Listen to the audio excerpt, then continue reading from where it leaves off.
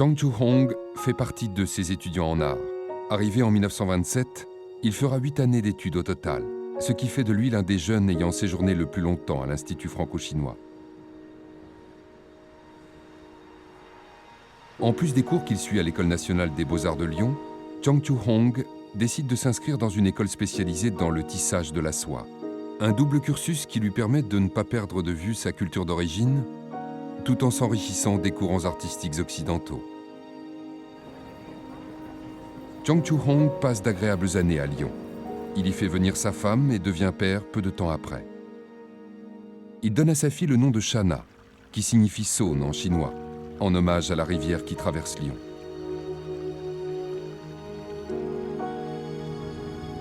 Diplôme en poche, il monte à Paris avec sa femme et sa fille pour suivre d'autres études aux Beaux-Arts et expose dans de nombreuses galeries.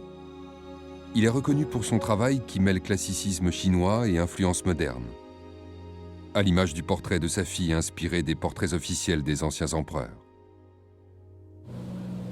C'est dans cette ville qu'un événement va bouleverser sa vie en 1935, alors qu'il se promène sur les bords de Seine.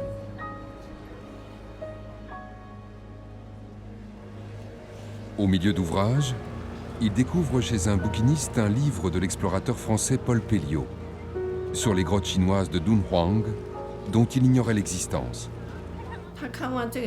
Après avoir vu ça, il était très excité. J'étais trop petite pour comprendre. Il disait à ma mère qu'il avait beau être chinois, il avait oublié l'histoire de son pays. Il ignorait l'existence d'un pan entier de l'histoire culturelle de la Chine. Redécouvrant ces centaines de grottes, ornées de peintures et de sculptures bouddhistes, il consacrera toute sa vie à la préservation de ce patrimoine historique, formidable témoignage de la foi bouddhiste en Chine.